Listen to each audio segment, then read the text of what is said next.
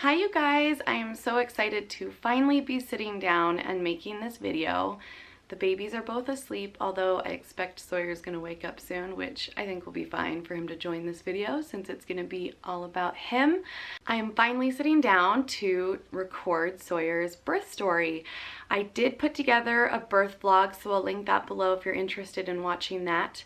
And I just really wanted to do this. I wrote out Ella's when she was born on my blog, and I kind of wish I'd done a video, and I definitely plan on writing out Sawyer's as well, but since I pretty much did video updates for him, I thought it only made sense to do one here. And I think these kinds of videos are the ones that are going to be really fun to look back on and watch, especially with our kids someday. So okay, let's start. It's been almost 2 months, so I'm just happy to finally sit down and do this because I don't want to forget all those little details that kind of escape you as time goes on. Sorry if it sounds like I'm whispering. Sawyer's just sleeping back there, so. Sawyer's due date was April 3rd, and as you near the end of your pregnancy, you're going in every single week. And so it was March 28th, I believe. I'd gone in for just a regular checkup to see where I was, to see what was going on, and I definitely didn't expect anything. With Ella, I had absolutely no progression all the way up into my due date and even a week past my due date. So I went into this not expecting anything and was really surprised to find out that I was 3 centimeters dilated and 70% effaced, because I hadn't really been feeling like anything was going on. So I was pretty surprised, and I called my mom and told my sisters, and they all started freaking out thinking I was gonna give birth like that night. And I mean, if you guys know much about birth and being pregnant, you can be quite progressed to that extent even for a while. So I definitely didn't think I was gonna have the baby like that night, but I did think it was gonna be sooner than I had Ella, just because this was my second pregnancy. My body kind of knew what it was doing, and I just hadn't had that progression with Ella. So I definitely didn't get my hopes up, but I was kind of, I don't know, relieved to find out that something was going on. My mom had scheduled her flight to come on April 5th just because I went late with Ella, so we kind of just assumed that was going to happen again. And she started like freaking out and thinking she needed to come sooner. And so she changed her flight and came out a few days after I called her and told her I was progressing. I think everyone freaked out because I just went so quickly with Ella, so I think they just thought that was gonna happen like right then. So it was nice to have her here and just help out and get things ready, kind of get those last final things prepared before the baby came. Anyway, so a few days, okay, my due date came April 3rd, and he wasn't born yet, which I was kind of bummed about because I thought it'd be really funny for him to have an April 1st birthday, April Fool's Day. I'm such a mean mom. I just think that would be hilarious to, anyway. So April 3rd, his due date came, and I definitely started to feel something going on down there. They felt a little bit more than Braxton Hicks, but nothing that got me too crazy excited. I was kind of hoping they would pick up, and I had a bit in the evening, but they kind of went away, which was actually kind of nice because I got to sleep all night. I was half expecting to like wake up in the middle of the night just being like, oh, here we go, it's time to have this baby. But anyway, they didn't really go anywhere. And then the next morning I started feeling them again. I had an appointment. The doctor wanted to see me because I hadn't had the baby yet, and they wanted to do a non-stress test and just check my progression. I hadn't progressed anymore, which she said she wasn't surprised about, because apparently if you're more than 3 centimeters dilated and 70% effaced, then you're probably like, you're gonna be having a baby. So she said that's usually the extent of what you see if you're gonna be progressed at all and not actually in full-on labor. So I told her I thought I'd been having some contractions, but they were really sporadic, and she sent me on to my non-stress test, and that definitely confirmed that I was having contractions because I had a few and I could see them on the monitor. And that was exciting just to know, like, okay, like my body is going, we're starting this thing. And this was different for me because with Ella, I didn't go into labor on my own. So I didn't really know what to expect, if they'd come on hard, if they wouldn't, be slow, you know. So they were definitely coming on really slowly. And throughout the day, and they just kind of kept on coming. And So it's April 5th, and I am having contractions somewhat regularly. I have my mom timing them at this point, just to keep track of them, but they're not getting any closer together, but I am having them consistently, and they're not bad. So we kind of run some errands and do some things, and it's now like the early evening, and they are definitely picking up in intensity. And at this point, I know I'm in labor. And so I send Trevor a text message letting him know, okay, by the way, we're gonna have a baby. Like, I don't know if it's gonna happen today or tomorrow, but I'm in labor. And just so you know, like, be ready. I'm pretty sure it's not gonna happen before you need to come home early or anything. So anyway, I'm kind of slowly getting myself together, and that's when they really start to get closer together. And it was perfect timing because Trevor was just coming home from work, and I call him while he's on his way home from work. I'm like, pretty much the second you get home, we need to go to the hospital. They were really starting to hit me at this point. They kind of like picked up in intensity out of nowhere. And I started to get a little nervous because I went so quickly with Ella. I had her in 5 hours from start to finish of like my first contraction to the end, that my doctor told me the second I started having contractions, she wanted me to head to the hospital. And because you tend to go faster with your second, third, you know, your first pregnancy, your first delivery is usually your longest labor. Anyway, so at this point I'm starting to get a little nervous because they're really close together and they're pretty intense. And I've given birth before, so I kind of know what this feels like. And I had Ella unmedicated, so I really know what a contraction feels like.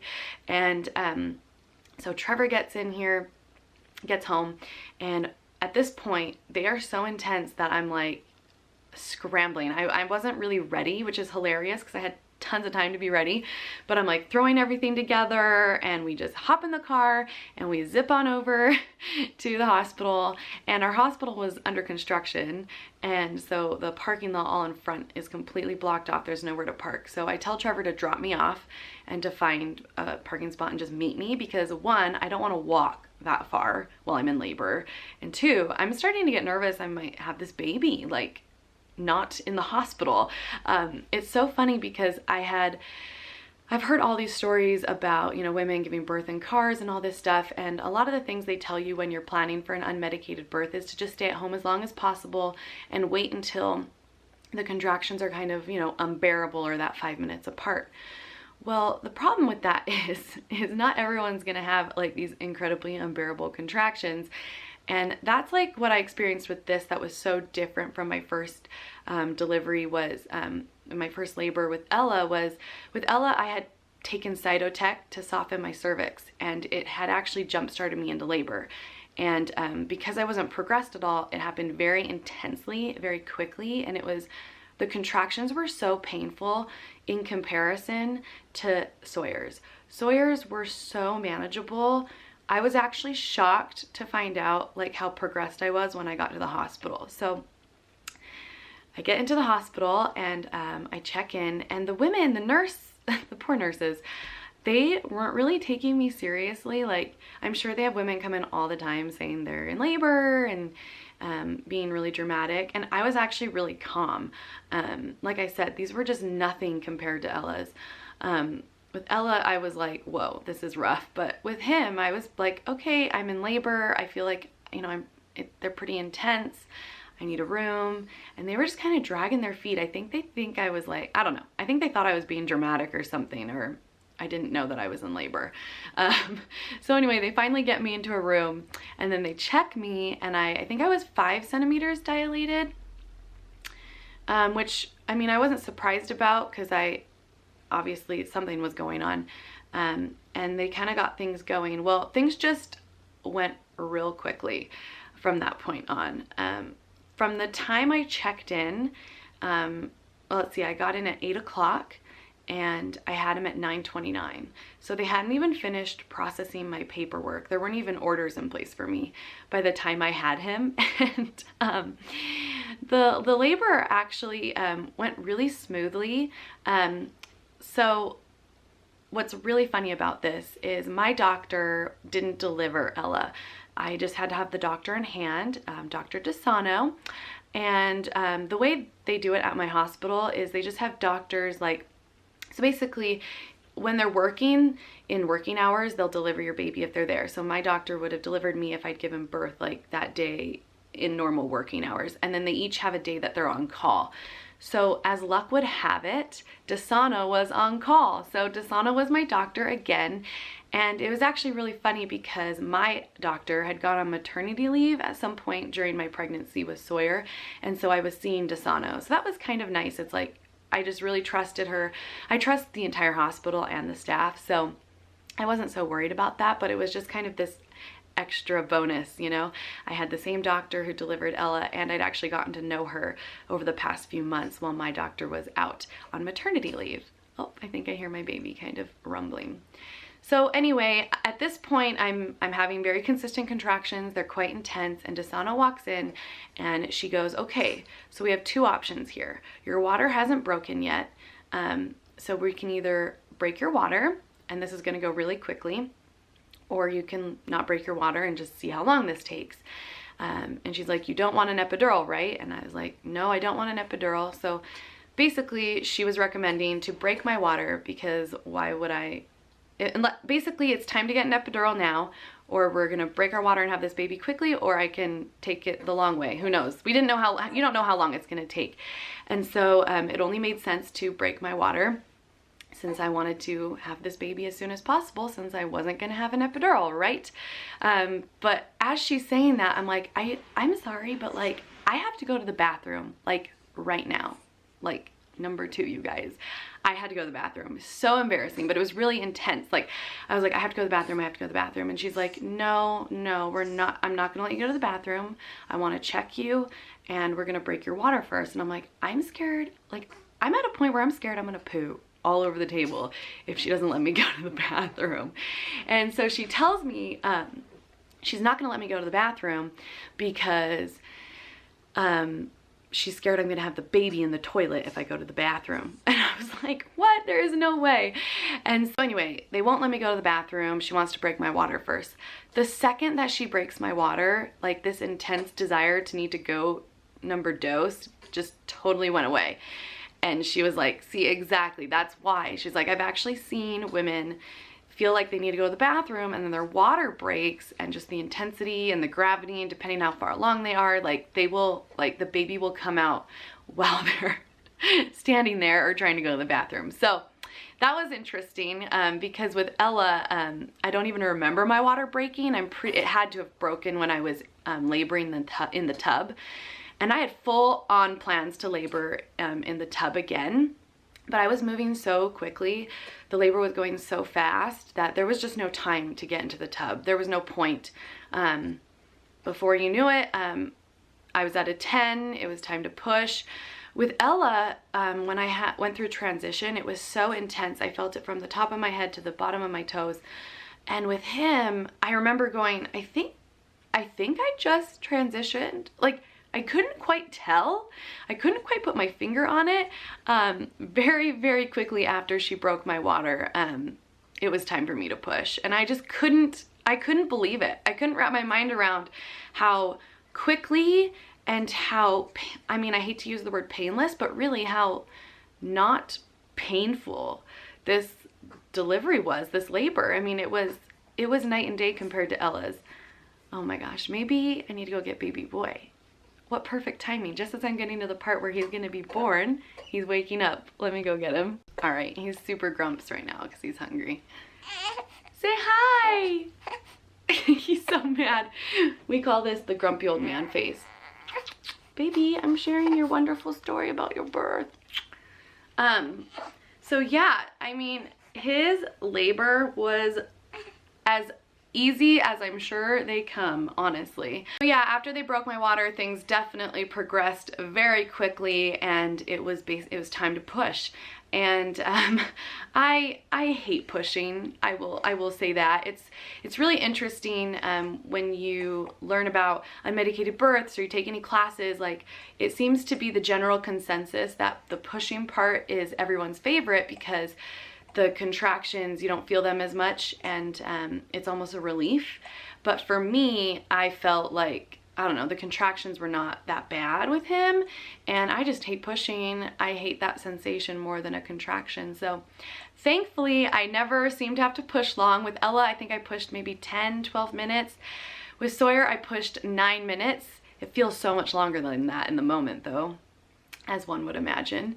It was harder. I felt like it was harder to push him out, and I mean, it makes sense. He was a good over a pound heavier than Ella. Well, not a full pound, but just about.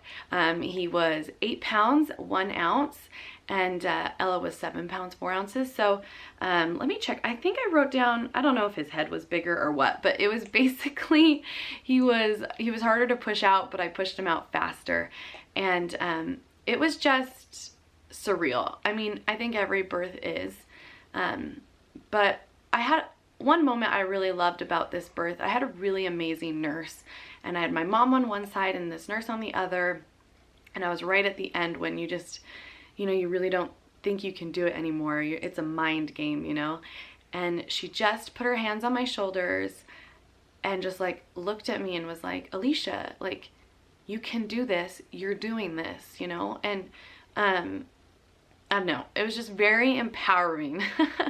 The human body is just such an amazing thing, and women, we are so amazing, and giving birth is just by far the most incredible thing women will do, I think, with our bodies, and it's just amazing. So anyway, yeah, he was 8 pounds, 1 ounce, and 21.7 inches long, which explains why he was like ramming me all the time.